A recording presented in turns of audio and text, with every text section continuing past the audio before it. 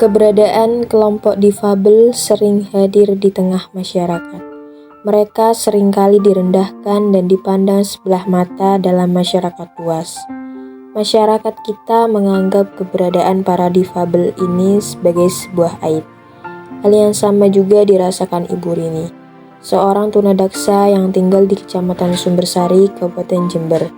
Beliau adalah penyandang disabilitas dan sudah berkeluarga. Ia dikaruniai satu anak perempuan yang masih balita dan suaminya bekerja sebagai buruh. Dalam menjalani kehidupan kesehariannya selama puluhan tahun, Ibu Rini cukup kesulitan dalam beraktivitas. Ia harus memakai bantuan tongkat dan kursi beroda ketika hendak berjalan. Namun sebagai seorang perempuan difabel, Ibu Rini bisa dikatakan mandiri dalam membantu keuangan keluarga.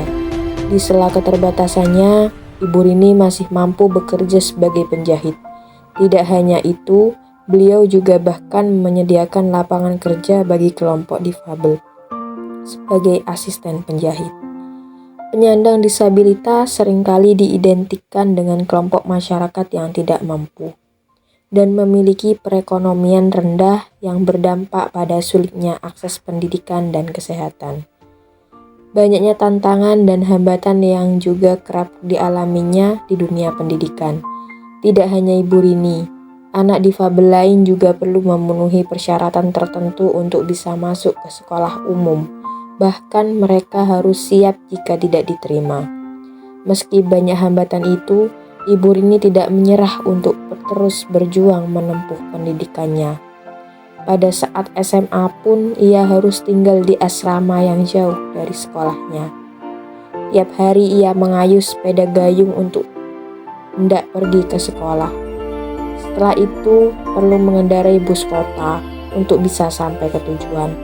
Jarak dari sekolah ke tempat tinggalnya yang cukup jauh membuat Ibu Rini harus berangkat dini hari agar tidak terlambat ke sekolah. Meski beliau juga pada akhirnya tetap terlambat karena lamanya perjalanan yang harus ditempuh dengan kondisi keterbatasan fisiknya yang membuat kesulitan.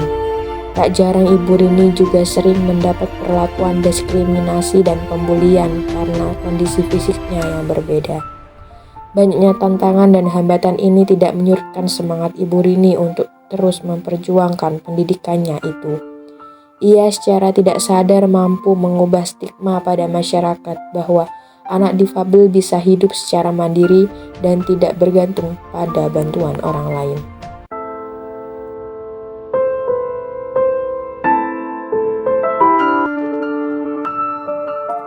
Aku tak pernah menyesal menjadi difabel. Meski keadaanku berbeda, tapi aku ingin dunia melihat bahwa difabel juga hebat. Pendidikan adalah salah satu aspek yang tidak pernah lepas dari kehidupan kita. Hal ini dikarenakan banyak tuntutan untuk masuk pada dunia kerja yang mana harus memiliki riwayat pendidikan. Tidak heran ketika banyak orang berlomba-lomba dalam menempuh pendidikan, namun bagi sebagian orang, pendidikan masih terasa sulit digapai, entah karena keterbatasan ekonomi, aksesibilitas, hingga fisik. Beberapa komponen pendidikan terdiri dari tenaga pendidik dan anak didik. Tenaga pendidik berperan memberikan transfer ilmu pada anak didiknya. Akan tetapi dalam pelaksanaannya terdapat tenaga pendidik yang kesulitan dalam melaksanakan perannya sebagai pengajar. Salah satunya pada tenaga pendidik difabel. Mereka kesulitan dalam mendaftar sebagai pengajar karena harus memenuhi persyaratan tertentu. Selain itu, kompetensi mereka kadang tidak diakui hanya karena kondisi fisik mereka yang terbatas. Sama halnya dengan kisah Ibu Fian, seorang disabilitas fisik yang seringkali mengalami banyak hambatan dan tantangan ketika menjadi tenaga pendidik. Ibu Fian adalah seorang disabilitas fisik yang menjadi tenaga pendidik di SLB Starkids. Tidak mudah bagi Ibu Fian dalam menjadi tenaga pendidik. Beberapa kali beliau tidak diterima menjadi guru di SLB di Kabupaten Jember. Lembaga tidak mempercayai kompetensi Ibu Fian karena kondisi fisiknya.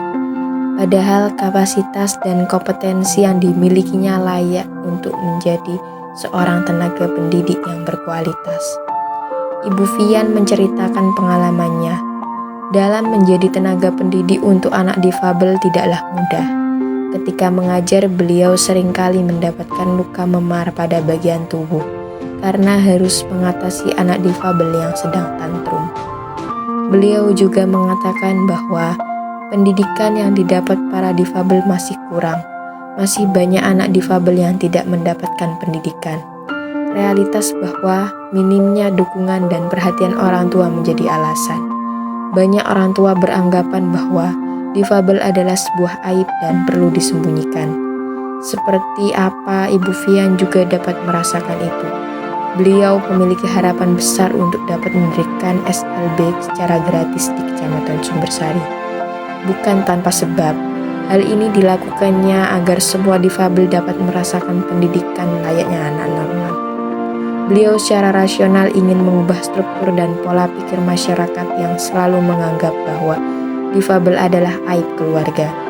Dengan dibangunnya SLB gratis, nantinya bukan hanya akan merubah pola perilaku, tapi juga nilai-nilai dan sikap orang tua untuk memberikan pendidikan pada anak difabel, meskipun terkendala biaya.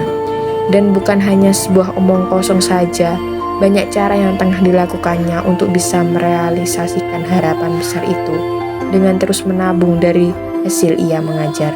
Juga banyak membuka penggalangan dana di berbagai platform media online. Kami yakin keinginan Ibu Fian yang ingin dunia melihat kehebatan difabel tidak akan sia-sia.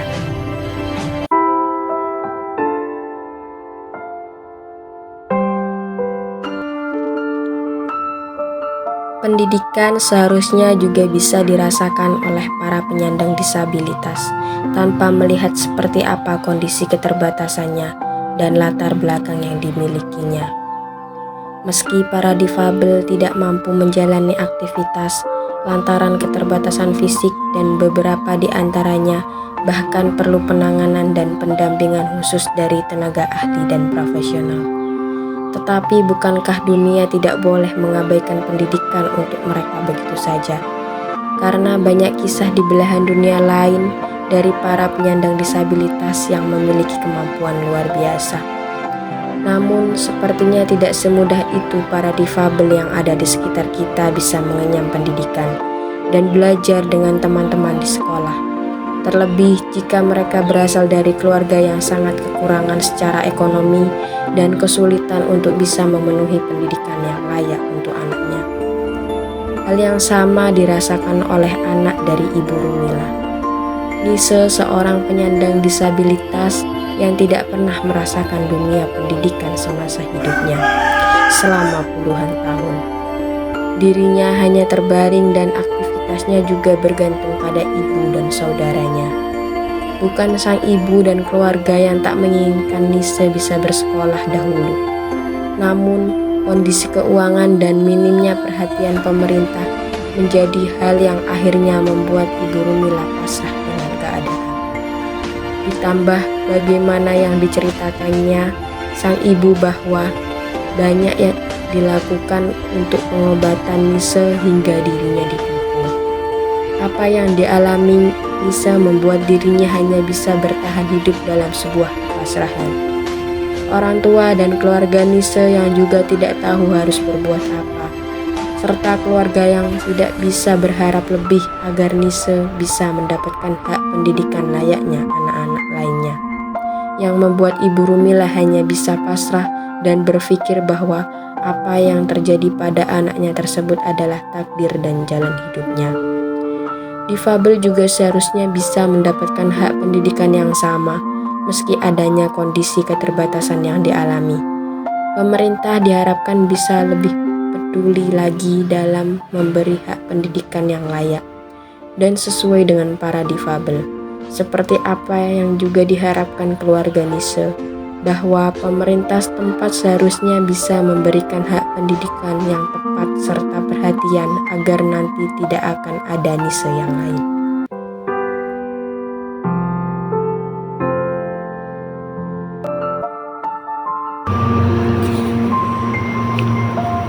Kesulitan yang dirasakan oleh para anak difabel bukan hanya karena keadaan mereka yang harus menerima bahwa mereka terlahir berbeda.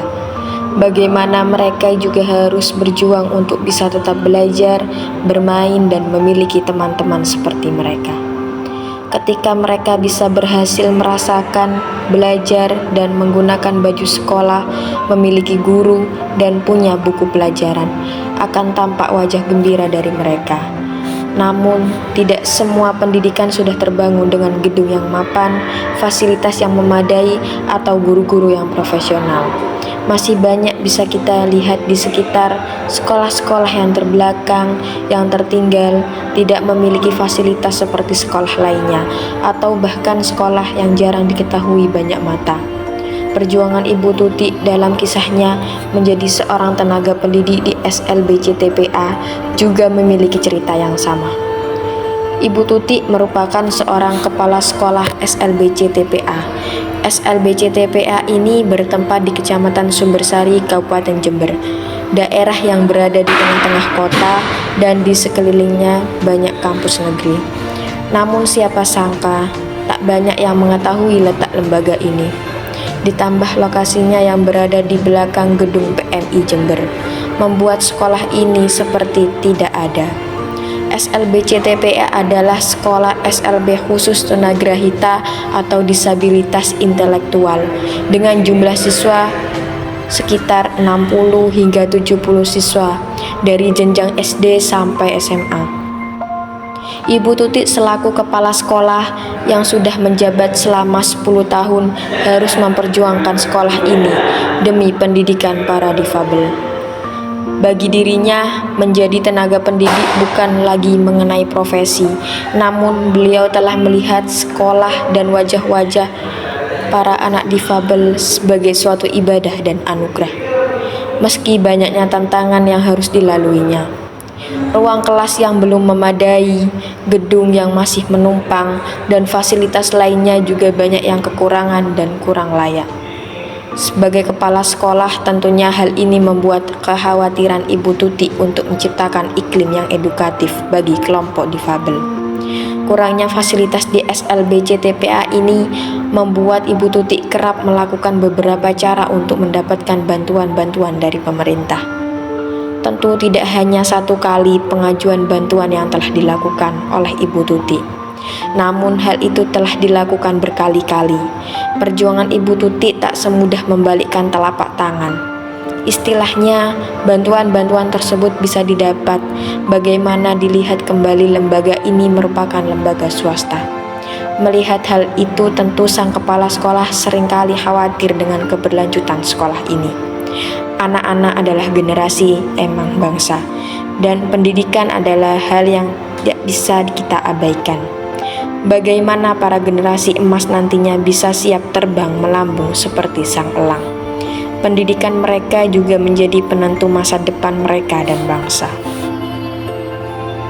Berbeda bukan berarti kita tak sama.